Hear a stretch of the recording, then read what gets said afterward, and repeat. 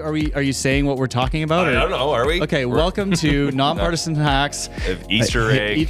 Super secret It's video like edition. on those DVDs that you used to be able to go and find the secret menu. Yeah, Exactly. It. Yeah. Up, down, left, right, BA start. Yeah. And you've now just started our hot takes on the BC Conservative leadership debate from last night, wasn't it? Well, we're in podcast time, so Yeah. So leadership debate that was just happened. 2026. Yeah. I was surprised that Carolyn Elliott, and I've seen videos her in my feed. They're involuntarily in my feed Because she spent like $250,000 on Meta ads. Well, I guess, but she's very warm, comfortable, not defensive, and she's in North Vancouver in the trees behind her, and I'm like, she's pretty well spoken and seems very calm. I'm impressed so far. I don't know anything about her.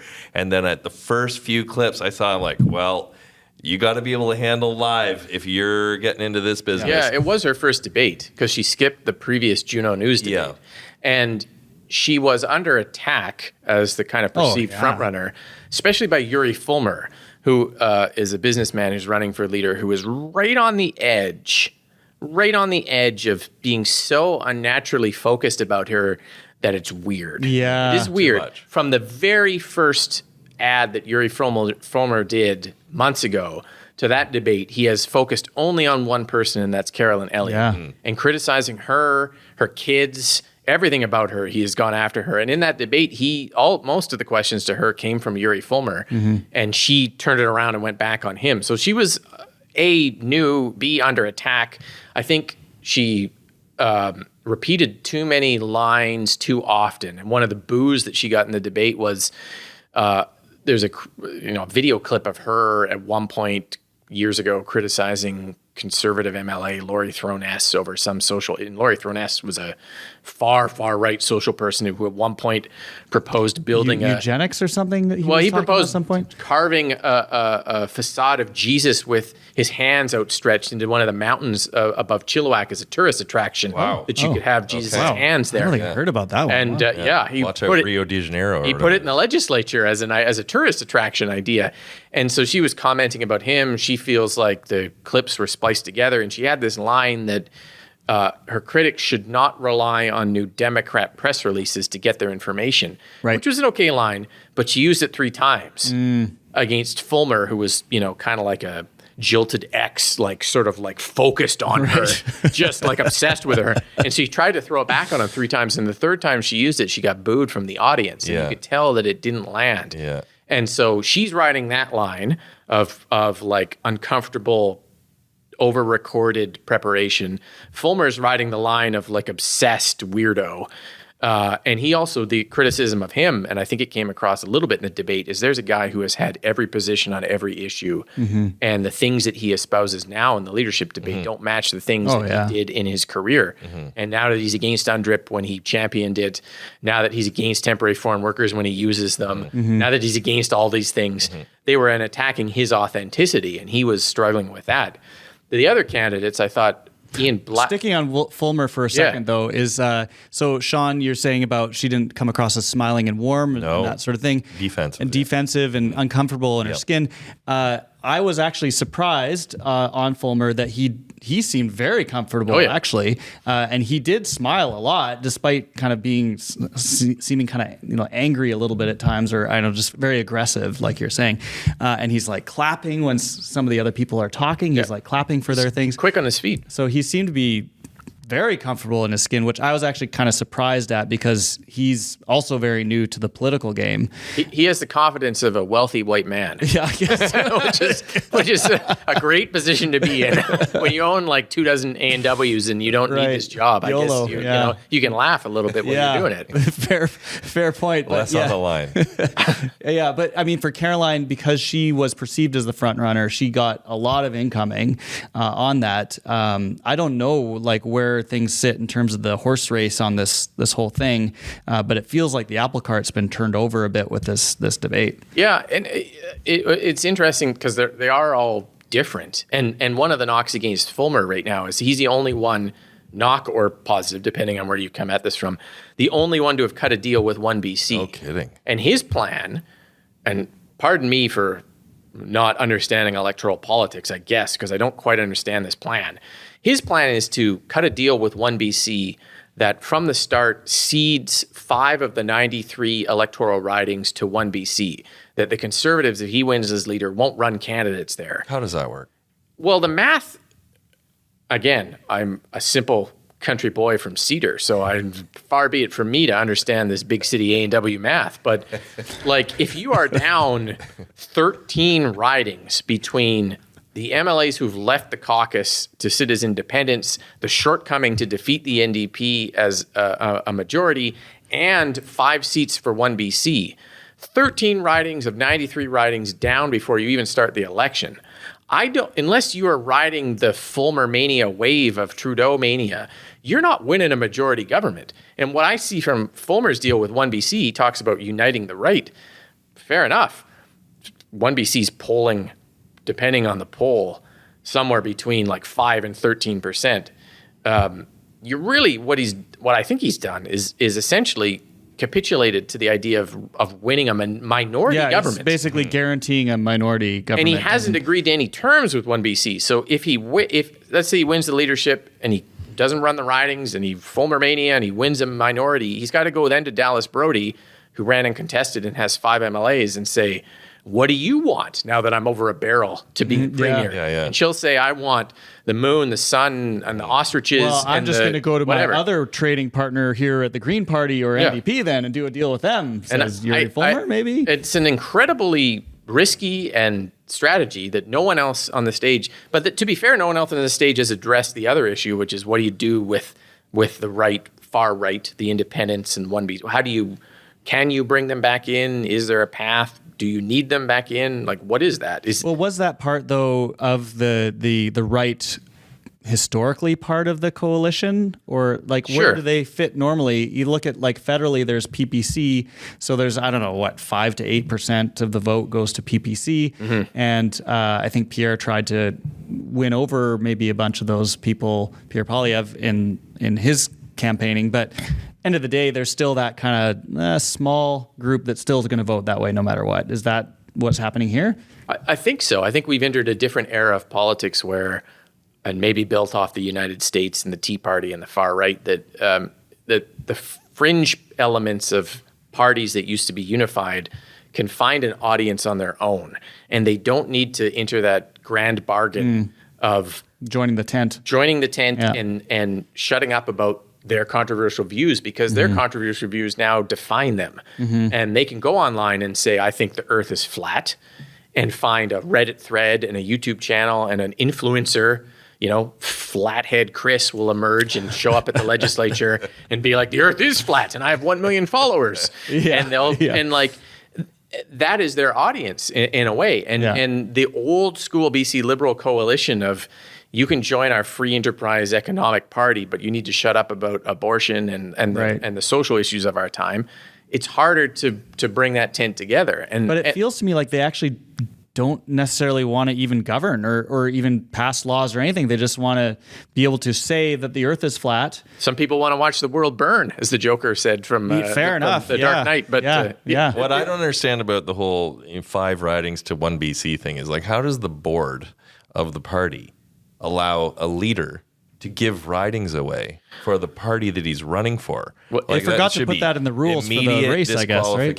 The other part that is a problem with that is that the OneBC position right now from Dallas Brody is, if you're a member of OneBC, we don't know how many members they have, her direction to OneBC members is suspend your party membership, sign up as a conservative member, which you're only allowed to do if you're not a member of another party legally, vote for Yuri Fulmer, rescind your conservative membership, go back to OneBC. That is completely against the rules of a party. Don't pay the additional fee. And in the New Democrat leadership race, Anjali Appadurai and the sort of greenish version of the NDP coalition. Was she in the race? She was briefly. She got disqualified for doing a version of that. Sure. And the Conservatives have not disqualified Fulmer, but I think that is weird, and the board itself has kind of stepped away from that, because the reality is whoever wins this race is going to fire the board.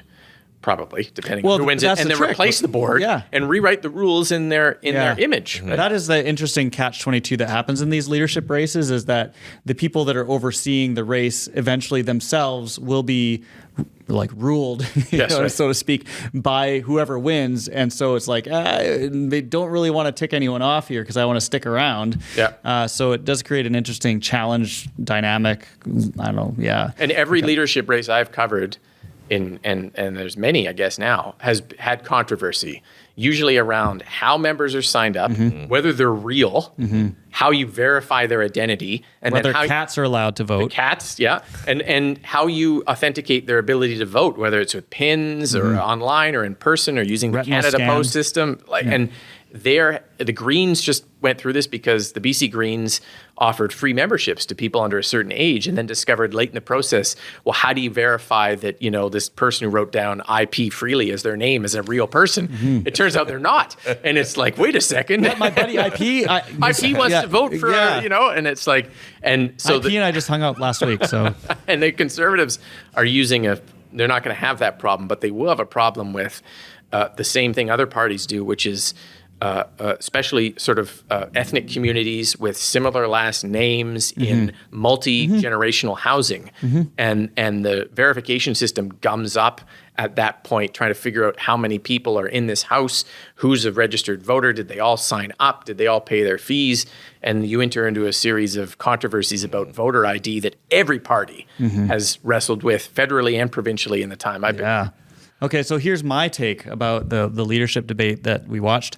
Is this not a ranked ballot race? Because it sure looked to me like people are just trying to take other people out of the knees. Yeah, like normally when you watch a leadership race, it's like, well, I offer a slightly nuanced position on this as regards my opponent, because you want to get second votes, I think. And it seemed to me watching that one is that they're really going for the jugular on a bunch of these and going for the sound bites and in ways that I haven't seen before on a leadership. Is that what was going on to you? Yeah, you want to be everyone's second vote if you can. I thought Ian Black was relatively well-spoken and calm. I don't know much about that guy. I think you guys probably know more about him than I do. Yeah, okay. In fairness, I think like Ian Black and Peter Milobar, they were not going as aggressily, but the overall vibe of the thing seemed like people were really kind of going aggressively. I like Peter Milobar's question to Ian Black at one point in the debate, which was, and I'm paraphrasing here, you were kind of a loser cabinet minister and then you quit. Why would anyone want to support you now? Wow. And Ian Black said, I thought we were friends.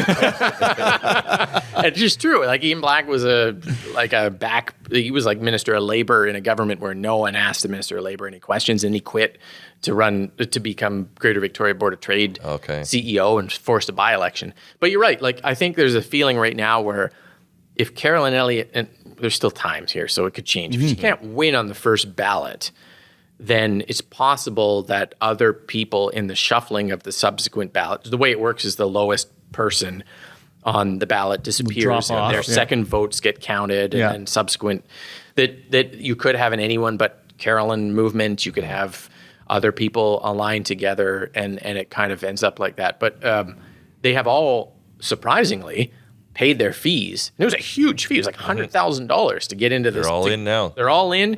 They're going. And so we may see that ranked ballot thing kind of playing out closer to as people realize they don't quite have it. But they're running like attack. Well, again, not everybody, but I've seen online they're basically making attack ads.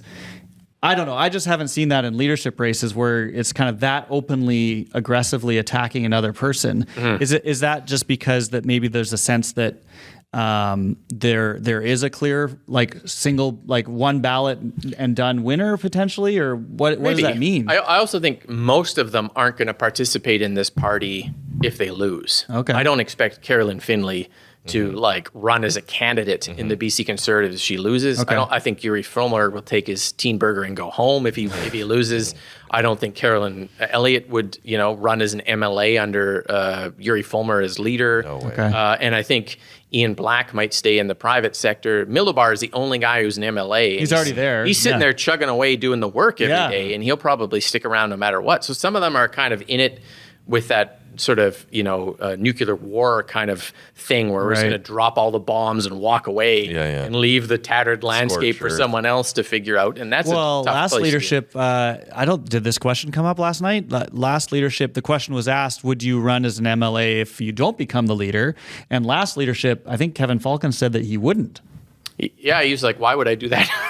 Which is a fair enough answer. It's like, if I don't win, honest answer, why would I run under one of these guys? And he did win. But it is a tough question because, like if you choose your lane and you're in that lane, right? And at municipal level, if you're running for mayor, you can't back if you lose in council. Yeah. I'm sorry to tell you this. I'm sorry to tell you this. Just so you're in a lane. Man. But, no.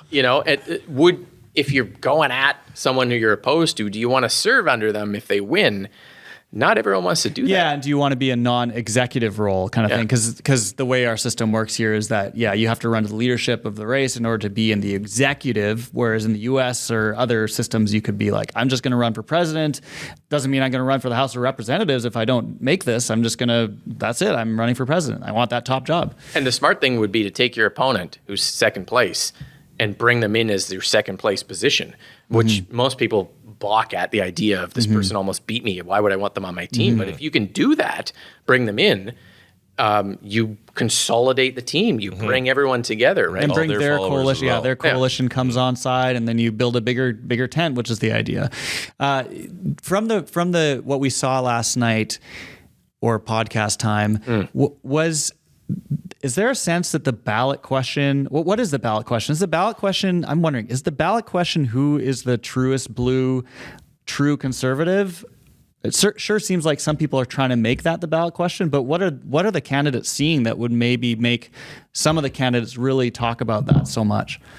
It's a really good question because it started with this purity test of who is a conservative and who has ever, sniffed at voting for BC Liberal in the past. And they've kind of got around that because at least, Milobar and Black and Elliott and Fulmer, although he'll never admit it publicly, have all supported the Liberals and donated to them in the past and been part of them. Well, and the fifth person you didn't mention did say on the stage that she supported the BC Liberal Party. So they're all in it, right? And now we're coming to the other issue, which is DRIPA, and they all agree on repealing DRIPA. Then we end up into SOGI, which is a mess because most people don't even know what SOGI is, but they all agree to get rid of SOGI. Fine, okay, so now you're down further to try and differentiate between them, and then you end up in kind of a who can defeat David Eby question, and then it begins to range between 8-0 undefeated, Peter Milobar. Right. I'm trying to think of the Mike Tyson Punch-Out undefeated guy who you defeat in the very first round. What's that guy's name? Not Glass Joe, is it? Not Glass Joe. I don't know who it is. Bull Tyson or whatever the first guy is. But and then they start to differ a little bit. Do you want the guy who's never been in politics, who comes in with no baggage, who's an entrepreneur, who's successful? Do you want the strategist? Do you want the federal MP who served under Stephen? Then I think you start to get into kind of like, who is it that you think could defeat David Eby and be a premier? Or whoever is the... Or whoever, like, for me, it was like, who seems to be the most premier-ish on stage when I'm watching it? And there were a couple that I'm like, no, not anymore. Yeah. No. And there were a couple I'm like, I could see that. Yeah, some of them, and then, you can grow. Like, there's an argument that this current NDP government may get so unpopular. Like, every government reaches the end. Yeah. Where the ballot question becomes less about... It's a circle of life. Yeah, it's less... Like, you could put a potted plant there and it could become premier at a certain point against a government that spent 10 years.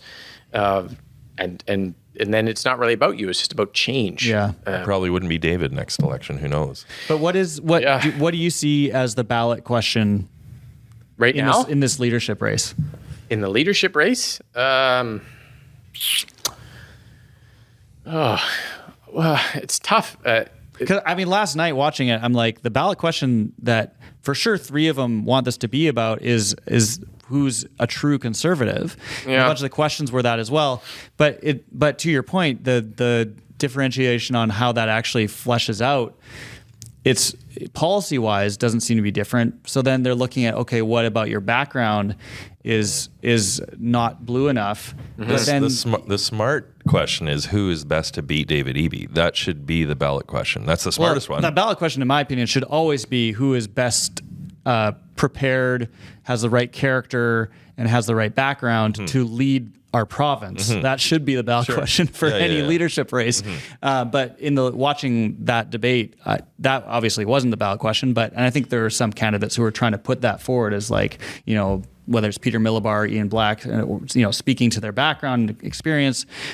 Peter's always talking about the fact he's won 8-0 and been the mayor of Kamloops. We had him on the podcast, and he talked about that. Rob's listened to our podcast on Peter Milobar, he's a scintillating podcast guest. I think I'm not sure we've seen the ballot. So we're starting to get into the point. We saw this in the last debate, where Ian Black dropped some platform promises, like a 20% tax cut right before the debate. And I think we may get to the point where if everyone agrees on the principles of what we're doing and the push to be a pure blood conservative disappears, there may be a lane to sort of say like, well, who's got a plan here, right? Who can on day one execute a plan to get people behind them? And we haven't seen anyone explain, well, what do you do once you get rid of DRIPA? Then what do you do? What do you do when you inherit a budget with a $13 billion deficit? How do you flip that around? What do you do with healthcare, which is a 40% of every dollar spent in government and an absolute mess? Like, there may be a possibility here to someone to step up and say, I got a plan. Here's 5 things. To run the province. And we could run it, and I could do it on day one. And you're like, oh, okay. Because right now, the question's hard to define, I think. Yeah. Okay, well, maybe final thing on our little hidden podcast topic-wise is maybe the debate style and procedure, process, whatever of the debate itself. Was anything that stuck out about how it was run and what people had to say in their little... What'd you guys think of it? I didn't watch enough to see kind of the format. I just saw there was a section about questions, and there's a I guess kind of alluded to it a bit. There's a section that was very much about conservative. What does it mean to be a conservative? And then kind of the more governance type section. But they also had an interesting thing, I thought, where they called it something weird, where candidates could ask questions of other. I've seen that before, but they called it something different. It was like a challenge question. Or something it's like that. What are they challenging? Was it? I've seen the challenge card where it's like, I challenge you based on what you just said, but it's like you're challenging them based on what? No, so it's just asking a question of the other candidate. I guess the best line of the night was Elliott and Finley and Elliott and Finley and Fulmer were just going at each other in the corner, like very heated or whatever on like hot topic issues. And then they threw it over to Peter Milobar, and I was like, do you have a challenge question? And he's like, what I see over there, I think I'm just going to pass. And everyone laughed, and they were like, okay, yeah. So sometimes in that debate, people pass. I thought, to be totally fair to the Conservatives, I thought the Juno News debate and this debate were actually structurally pretty well done. And debates are hard. Being a moderator is hard in this day and age. I think you've got some experience maybe in the department. It is a no-win proposition because you want to keep people on time, but you want to give them enough time to explain, but you want to... And I thought they were both somewhat well-run debates. I feel the same way. The structure was the word I was looking for there earlier, so thanks for bringing that for me. You're supposed to help me with the words. No, Rob's here. He's got it. It was a real good debate. I liked it a lot. It was funny. And you didn't learn everything about them, but that's because many of them don't have things to say on certain subjects. We have at least 2 more debates, at least 2, and the ballots don't go out till May the 9th-ish, and you don't have to submit them till right before the end, and then the votes on May the 30th, May 30. like the final results. So there's still a solid couple of weeks here to get people motivated and switch their minds, and there'll be interesting debates to watch the next 2 for sure. Membership list is at how many? 40-something thousand? I think it was 45. Yeah, that 40, sounds right. Somewhere like 35 to 45. They started off at 6,000 under John Rustad, I believe. And how many of those are verified members? When they go to verify them is another question. There's a lot of camps talking about mass signups and numbers and whatever. So there may be less than that. Sure. And the hurdles to get through to actually vote, there are quite a few hurdles to show still... your driver's license and verify things. And you really... it requires a sort of post-mortem afterwards. The funny thing about leadership races is the people who win often don't want to do the post-mortems because they're like, Christ, no, I don't want anyone to know how I took these bags of cash and fake names and made this thing go.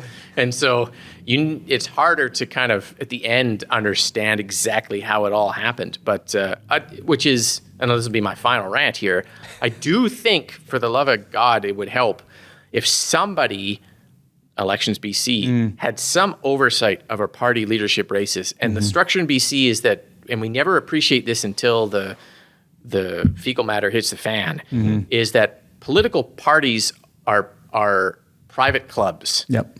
And they exude immense influence at the legislature, but they exist under the Societies Act. And there's no real transparency, even though they have this influence in our lives. And they run elections based on their own board, their own rules, their own financing rules, their own voting structure, their own eligibility, their own authentication. And I think like Elections BC, not that it wants to do this, and it would be a huge problem, if they were to set a clear set for all parties, this is how you run a leadership race, this is how your financing is done, this is your reporting, you send all your donations to us, everything is done, it might increase confidence, especially in an era where our current premier, became premier in a vote of a few thousand New Democrats. From without the election. Premier, directly to premier. When John Horgan quit. And the Conservative leader will do the same. Maybe the next premier will do the same. Which he accused Halford of wanting to do as well. That's right. Well,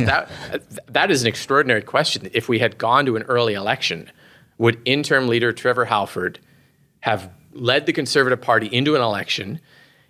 If he had won, he would have become premier. Yep. And then we would have expected him, under this theory, to resign voluntarily from premier so that the Conservative Party could finish its leadership race and hand it off to someone who didn't even run in the election. I don't think he would have done that. And so the argument from Carolyn Elliott was, if there's an election, move the race up to immediately so that the public knows the leader they're electing. And Peter Milobar's point is, if we do that, we burn the first week of a 4-week campaign off on a leadership race.